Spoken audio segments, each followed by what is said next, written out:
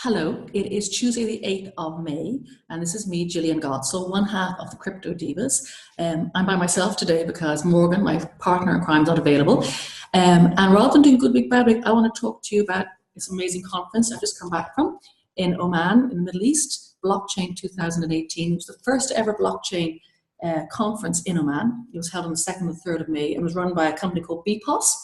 And I have to say, Anselm and Frances Pereira, amazing couple, husband and wife team that run this IT and events company.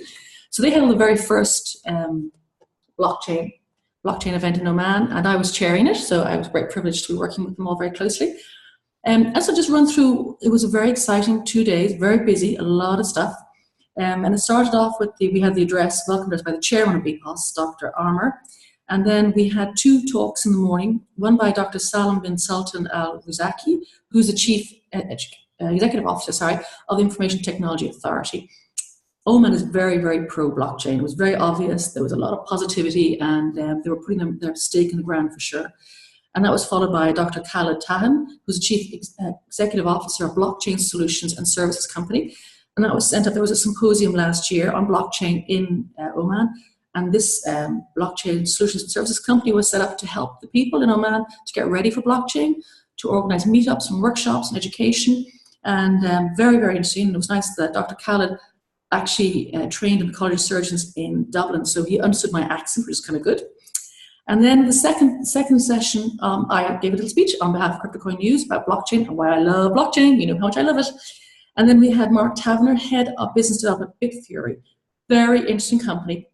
They do a lot of things. They've been around for a long time. He had some very good use cases, very strong speaker. Never follow Mark Tavener. He's too good a speaker.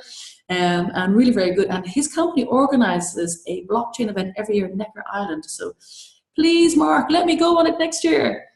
And then we had Mr. Hans Christensen, director of DTEC, which is Dubai Silicon Oasis Authority. And Dubai is very well advanced, actually, in blockchain. He had a lot of serious insights on how they were using it. Also, he's very big into AI. So that was a bit interesting talk.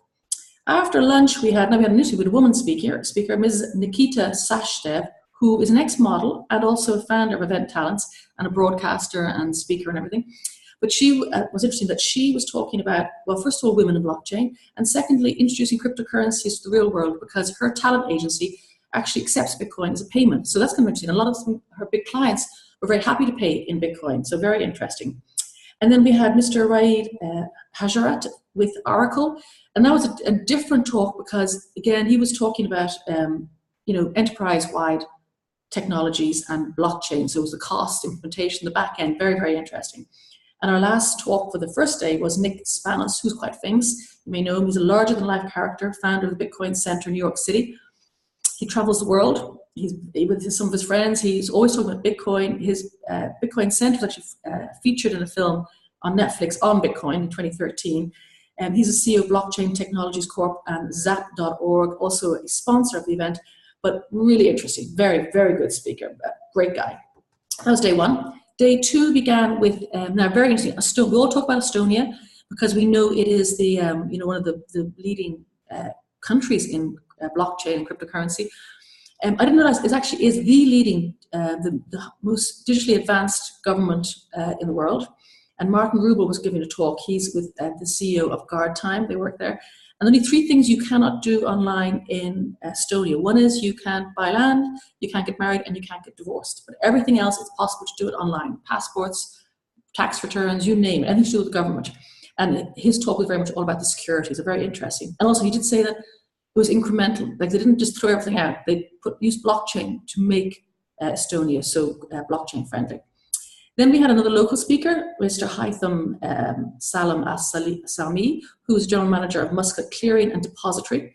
He had some very interesting comments to make about whether or not cryptocurrencies were securities and how they could cope with them and some of the issues. And then we had a very entertaining talk by Mr. Sudan Barakowar. I'm getting that wrong again. He knows I want to call him Barack Obama. And he is head of innovation for State Bank of India. He'd flown in from India. And he was very interesting because he was talking about in India and in the continent how blockchain was bringing banks together and they were all learning from each other. So that was, hadn't realized that. That was very interesting.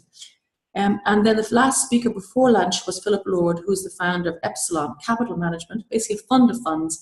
and talking about, he's an estate bank, an investment banker by trade, and how he's bringing all his skill sets into the crypto world. So very interesting. Then after lunch, we had a really interesting talk by Mr. Saeed Al-Barami, who's a researcher, who's a PhD in blockchain technology.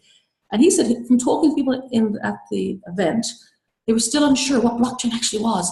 So he went through again what exactly it was and lots of very interesting use cases, including one, he was talking, the self-drive cars. If you put that on the blockchain and you make it decentralized, that means that a terrorist couldn't actually capture one of those self-drive cars and use it for a terrorist attack, perhaps. That was a good point. I hadn't thought about that.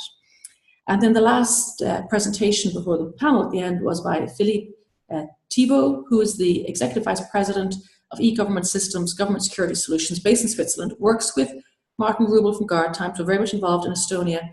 His company does all the inks, so it's all about identity and stopping fraud.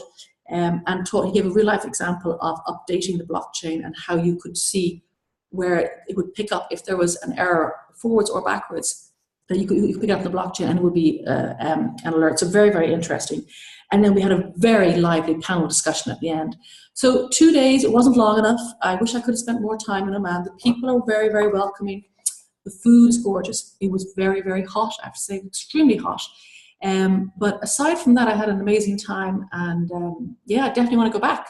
So anyway, that was last week. That was Oman. Not really a week in review, but definitely I recommend Oman to visit, and I hope to go back myself so soon too. Okay, bye-bye.